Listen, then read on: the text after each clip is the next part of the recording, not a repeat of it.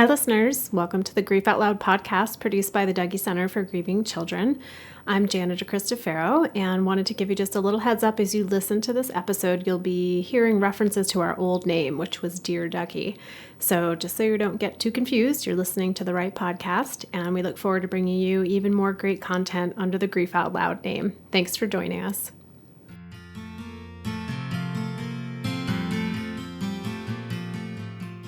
Hello, everyone, and welcome to another episode of the Dear Dougy podcast, produced by the Dougy Center for Grieving Children in Portland, Oregon. I'm Jana, and after over 30 years of listening to the stories of grieving children, teens, and adults in our bereavement groups, we wanted to find a way to share what we've learned from them with the larger community. Our podcast is a way to open up the often avoided conversation about grief. While we all experience loss during our lives, most of us find ourselves confused and unsure about what to do when it does occur. We're not sure how to feel or how to talk about it. So whether you're grieving a loss or wanting to support someone who is, we're here to answer your questions. Today, I'm being joined by Rebecca Hobbs-Lawrence, one of our longtime Dougy Center staff members, who has a lot of knowledge and expertise in working with children and adults who have special needs. So whether that's children who maybe are on the autism spectrum or adults who are dealing with cognitive impairments and how to help them and their bereavement needs. So Rebecca, do you want to share a little bit about what we'll be talking about today? Today we'll be talking about supporting children and teens as well as adults with special needs, like you said, and really looking at some of the challenges that arise when working with people, as well as ways to support them, including activities, and really just being aware also of the language that they use when they're expressing their grief. And can you share just a little bit about some of the terms that we'll use today as we're talking about this issue? We're going to kind of use special needs as kind of the umbrella for supporting people that may have a developmental disability, a cognitive disability, maybe a physical disability that leads to some cognitive impairment, as well as those individuals on the autism spectrum scale. That might include people from Asperger's to maybe more severe autism. Okay, great. And as listeners today, if you're out there and you have some thoughts or things you'd like to share with us about different terminology or different ways that we are talking about this issue, we'd love to hear from you so Absolutely. that we can be sure we're being as inclusive as possible. Very inclusive, right. So let's just start with what are some of the biggest challenges that you've encountered, maybe for parents who are trying to support children who have special needs or working directly with people who have special needs and grief. Right.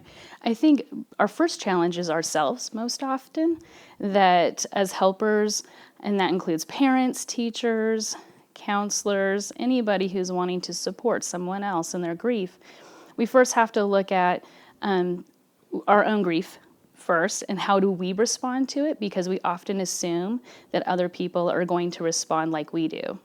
And we have to kind of get that out of our head, because when we're working with people with special needs, they certainly have their own language.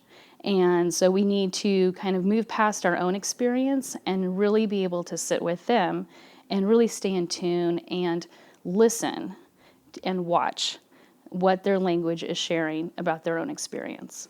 So similar to how we share with parents that children grieve very differently than adults do, and we have to be aware of that so that if we are talking with a child and they're crying intensely for a few moments and then bam, they want to go play soccer, and as a parent or a caregiver in some sort, we're left with maybe our heart opened up and wanting to talk more and share more and emote more in that way, and our child is off playing in the yard. I can imagine that would be even more present when trying to support those maybe who are processing information differently than we are. Right.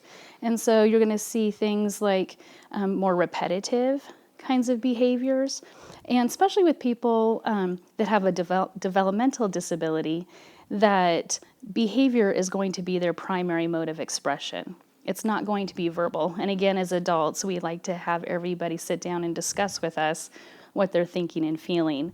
And that won't be our experience in supporting a person with special needs. So we really need to be able to sit down and really make eye-to-eye contact with them and listen, because their sentences are going to be often far shorter, And most importantly, what is their behavior saying about their experience? So it might not be sitting down with them. It might be getting up and moving around the Maybe room. moving around, and maybe it may be following them. So one of the characteristics often that first comes up for someone with a developmental disability is a seeking kind of behavior. And we'll see them moving from room to room with kind of a perplexed look on their face. It may even escalate into more of an aggressive, intense kind of searching for something. And, So looking for the person who looking died. for the person who died. And, we don't know exactly what that experience is in their own minds, how they're perceiving it. Could it be, am I looking for that person? Could it be, I'm really mad they're not here with me? We don't know exactly what it is, but what we can say and what we can support is that searching and finding ways and able to help them facilitate their grief by searching with them and actually becoming more inclusive in their own process with them. So what might that look like? Can you give an example?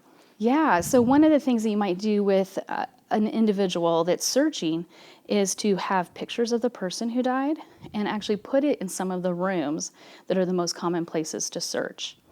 And then as you go into each room with them and they're searching and looking around, you can point to the picture and share memories that you have of that person in that room, ideally actually with the person then who has the special need as well.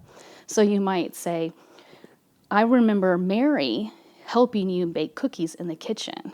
And I remember you laughing one time when the flour fell all over the floor, sharing that kind of memory. Or going into the bedroom and saying, I remember when Mary would put you to bed and how she sang that little song to you.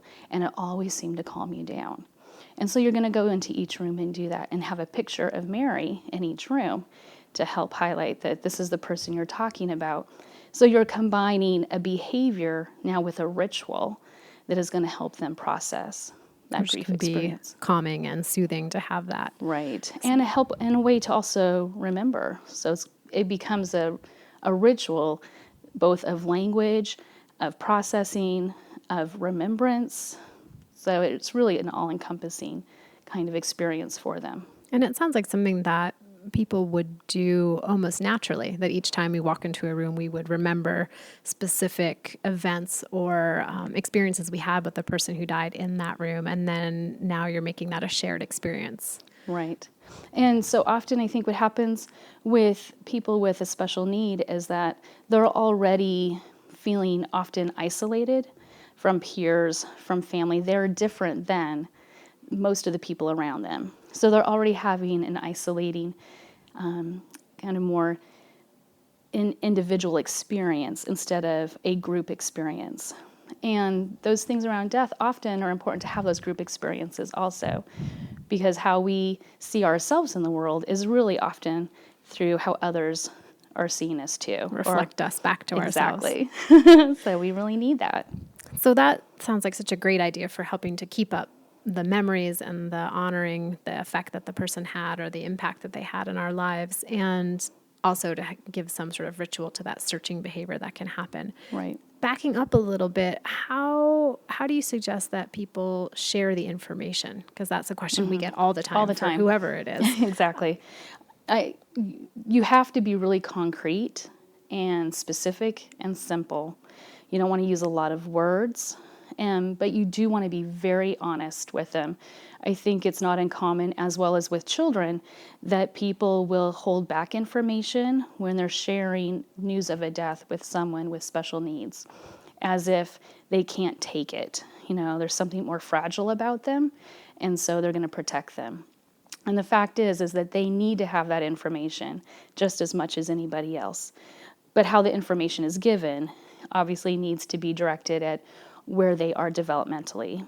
And so being very concrete, being very specific, and being very simple kind of in the words that you're using, but not using euphemisms either, meaning, they went to sleep, or they're they moved away. I mean, We lost so we them. lost He them. Like, I'm passed going to on. go find them, you know? When we talked about the searching behavior, if we tell someone that Right. we lost someone, that could definitely intensify that. That kind of searching behavior.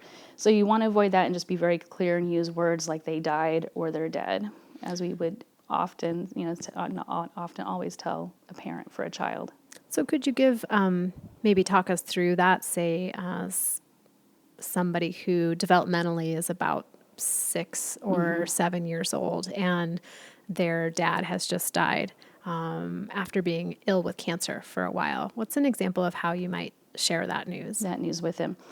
Well, we would first start out hoping that the parent having cancer has been already shared with them and what that is like. So they are not caught off guard by a parent that is now sick and dead. But you would want to sit down with them and say, I have hard news to share with you. And it's important that you hear my words and that then you can ask any questions you have. And today at the hospital, your dad died, and the doctors tried really hard, but he is no longer alive.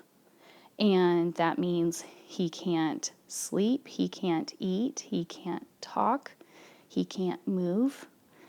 And all those things that we think about being alive, your dad can no longer do. He can't is feel dead. anything. His heart stopped Feel beating. anything. So you want to be really concrete in that. What does that mean? So one of the things that's really important when someone understands that someone is dead is that inability to move. So all the processes in our body that help us do what we do have to be told. And so that gives them also a place of being able to look at their own bodies and see what we do, what makes us alive, and knowing that if we can't do those things, that's what being dead means. And then I would really just sit back and say, what is it that you want to know? What So allowing questions them do to you ask their have? questions. Right, right. You don't want to inundate them with so much information that their processing is overloaded. So really being able to give time to the conversation. And usually that will take multiple conversations. That's what I was wondering. What might caregivers expect in terms of needing to repeat that story?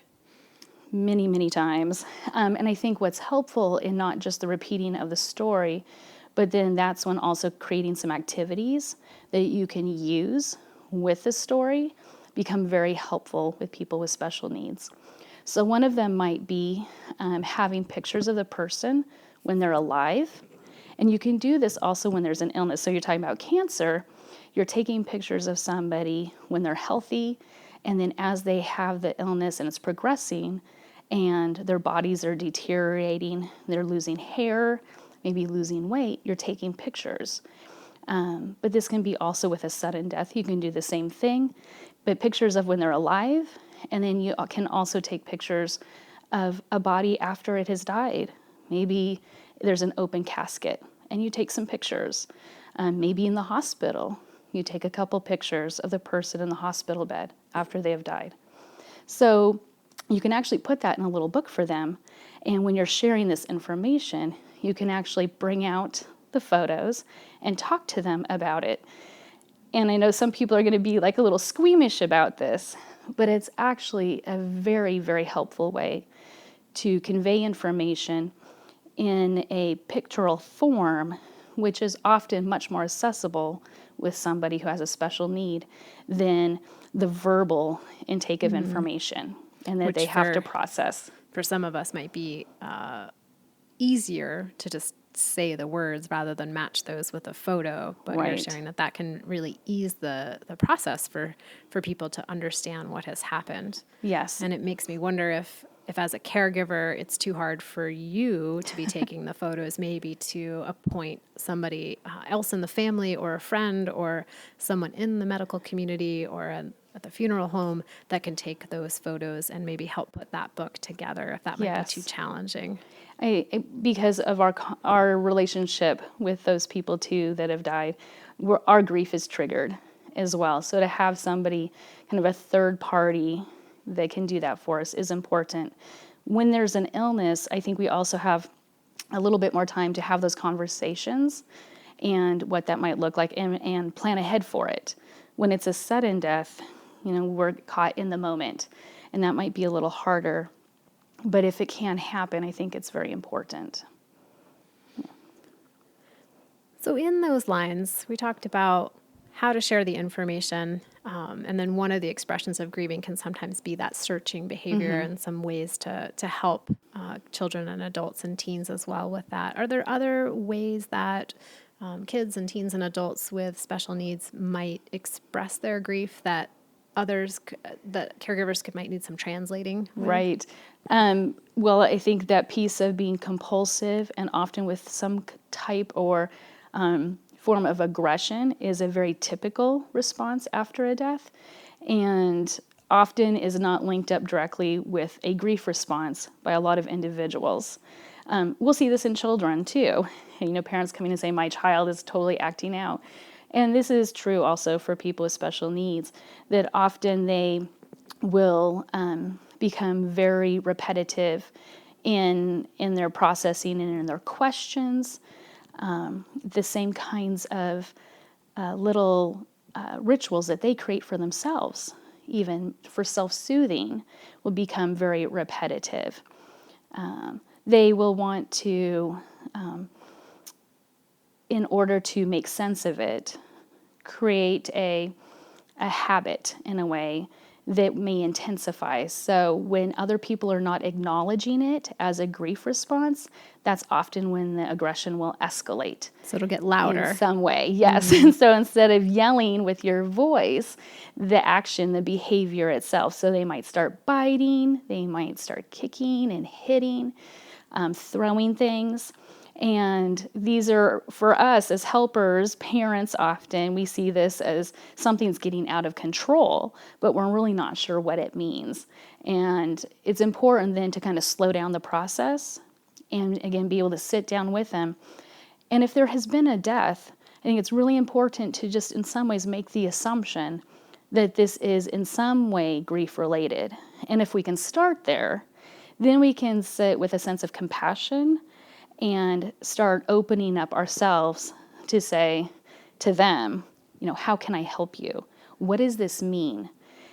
And so we have to, in a sense, change our own perspective. Right. If we see a behavior that is causing challenges, to step back and think this is likely related to the grief and somehow, Right. and could be this person trying to share something with us or ask us a question or express something in a different way. Right. And then being able to be with them in that moment and say, without even knowing, it may be this or it may be that. We're not going to get it right the first time, and that's okay, because the thing is, they're not expecting it. They really want someone to acknowledge, just like we all do, what our experience is. We want to feel validated in that. So having somebody come sit with us and say, I'm noticing that you are kicking a lot of things, and some people are getting mad about that. And I'm wondering if you're missing your dad. And just see what that response might be like. And it might be still an aggressive response. They may kick something, and you can be like, oh, we're getting closer to this. Are you missing your dad? Wonder what you're missing about him. And then that can be helpful to have some other routine or rituals that come into this then, of bringing out some objects that belong to the person who died. And as a way for them to connect in that moment. Connect with them and to start sharing with, this is what's important to me. Maybe their dad took them to the park every Sunday, and there was a special hat that dad wore every time they went to the park. Pull out the hat.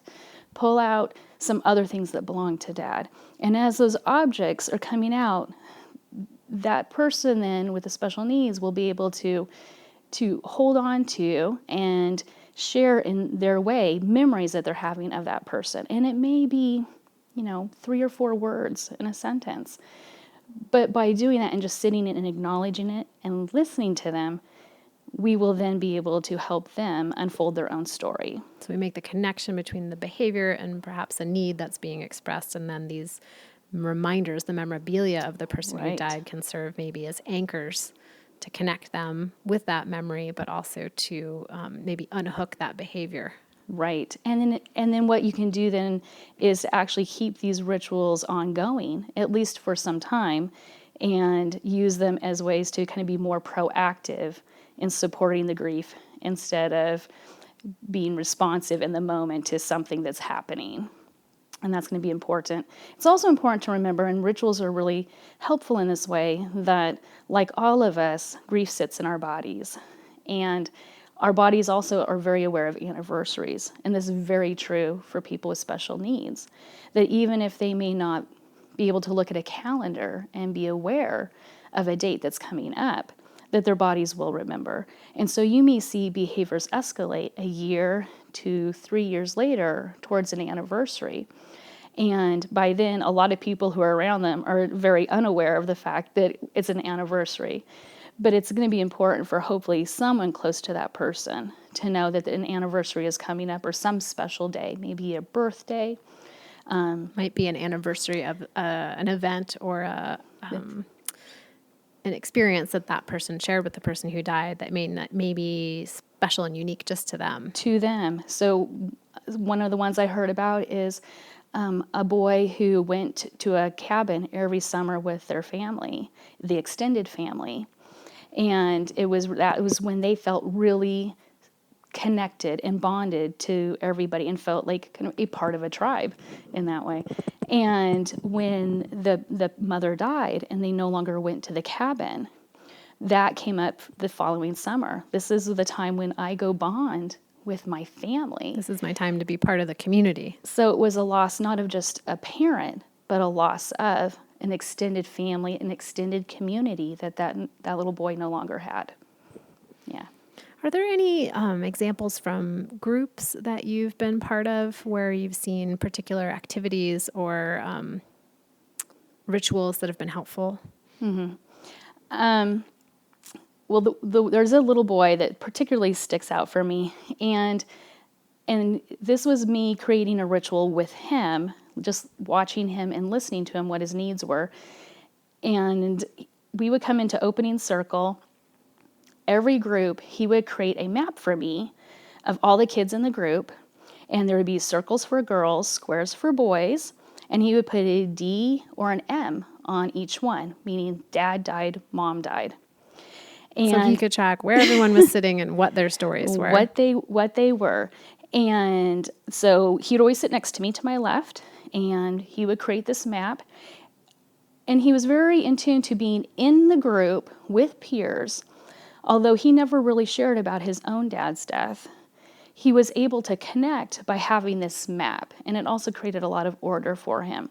So his routine was to be able to create this map every time, and then to give it to me as a way, I believe, of saying, one, he was helping me know who was there, it was creating order for me, but it was also for me to help understand his experience.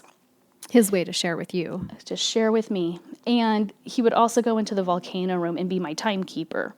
So not only was he orderly and about numbers in group, he was all about the numbers in the volcano room. And he could be the eye of the tornado in the volcano room and have all these kids around him just being, big energy.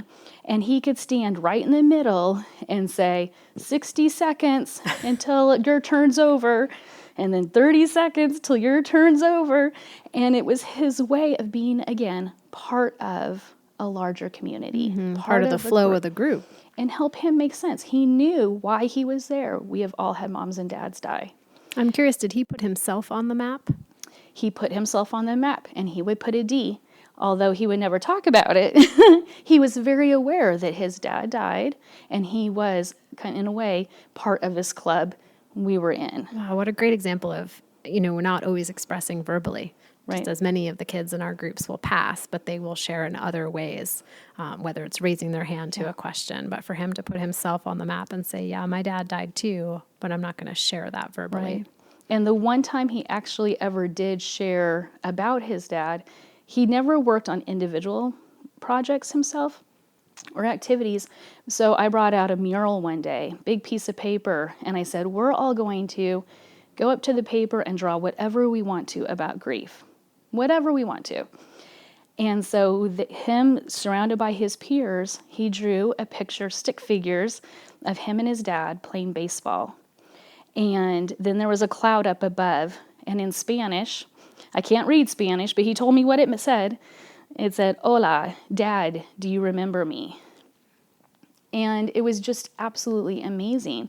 He couldn't say the words verbally again, but with pictures and having his peers around him again, he was able to connect in a way that was meaningful to him. So again, another great reminder of the inclusion and how important it is to include everyone who's in the process of grief with the family or with the community, even if their way of expressing that grief or sharing about that grief is very different than everyone else's. Right. We all want to feel understood and a part of something bigger than ourselves. Especially when something as heartbreaking as grief is going on. Absolutely. Absolutely. Well, thank you, Rebecca. And sadly, we are out of time, and I know there's much more, so hopefully you can join us again for another follow-up episode about this. But we will post a few of the suggestions that Rebecca shared with us today on our show notes, so you can reference back to those. And thank you so much for joining us today. Thank you, Jana.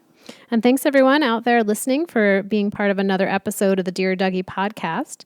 To learn more about us and to listen to past episodes, you can find us at dougy.org. That's DOUGY.org. You can also find us on Facebook and Twitter. We'd love to answer any questions you might have or talk about something on the podcast that's important to you. So you can send any suggestions our way at help@dougy.org. And if you could just put podcast somewhere in the subject line, that'll help us find you. And we look forward to having you join us again for another episode of the Dear Dougy podcast. Thanks for listening.